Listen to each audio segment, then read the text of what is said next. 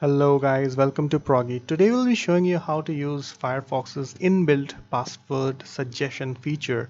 So here we are trying to create an account in Wikipedia and let's type in a random username, and when you will click password it will show you use a securely generated password. So just click it and yes, we have automatically generated a very secure password directly via Firefox.